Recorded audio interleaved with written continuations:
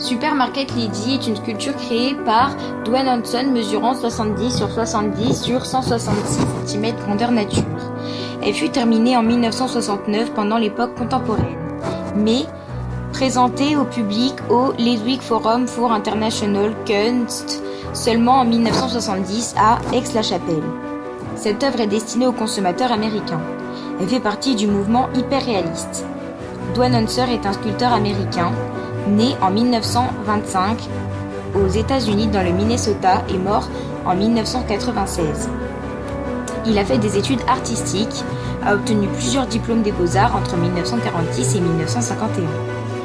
Il a enseigné aux États-Unis, en Europe, mais plus particulièrement en Allemagne. Il a fait plusieurs sculptures comme Bust Top Lady ou bien même Bowery Bums. Il est considéré comme le chef de file du mouvement hyper-réaliste.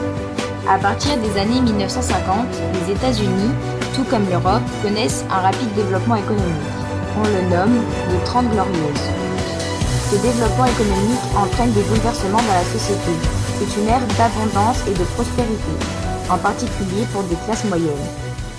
Avec le début des supermarchés et des centres commerciaux, une consommation de masse se crée. Les modes de vie sont transformés. Amélioration du confort de la vie quotidienne, électroménager, ameublement moderne. Généralisation de l'automobile, place de plus en plus importante de la télévision. L'œuvre a été réalisée à partir d'un moulage de taille réelle composé de résine, de polyester, de peinture acrylique, d'huile et de bandes de plâtre. Cette sculpture représente une femme poussant un caddie. Cette femme est plutôt enrobée, ce qui est symbole d'opulence alimentaire mais aussi d'une mauvaise alimentation. Elle est chaussée de pantoufles d'intérieur, ce qui fait allusion au laisser-aller. Elle est vêtue d'une jupe bleue qui la serre et d'un haut rose. Elle porte un collier de petites fleurs jaunes autour du cou, une montre, un bracelet doré au poignet gauche et un sac à main de ski noir au bras droit. Le tout semble être de mauvaise qualité. On peut voir qu'elle porte des bigoudis roses dans ses cheveux et une cigarette au coin des lèvres. Elle a le regard vide, fatigué et cerné. Ses collants sont filés. Elle a des boutons et ses membres sont couverts de bleu. On peut penser qu'elle a une apparence assez négligée, qu'elle est de mauvais goût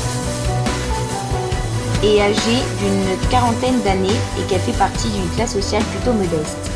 Le caddie est de couleur argentée. Son contenu est multicolore. Le caddie est rempli à ras-bord de nourriture et de produits de consommation courante comme le pain industriel, les produits ménagers, des canettes de Coca-Cola, du jus de fruits, du café, des œufs, du poulet, de la dinde, du jambon, une boîte de cookies, des pâtes, des raviolis, des haricots, etc. Sur la partie inférieure du caddie, on peut voir un sac de nourriture pour chien et des rouleaux d'essuie-tout. Tous les produits sont conditionnés industriellement, boîte en carton, emballage en plastique, boîte de conserve. Le caddie ne contient aucun produit frais. L'ensemble symbolise l'abondance et les excès de la société de consommation. Cette sculpture est très réaliste car Dwayne Hanson montre un fait existant en insistant sur des détails minutieux. Il a montré à la communauté que nous gaspillons énormément. Il montre la médiocrité de la société de consommation occidentale. Ce portrait est très réaliste car il montre un portrait peu flatteur de la ménagère américaine.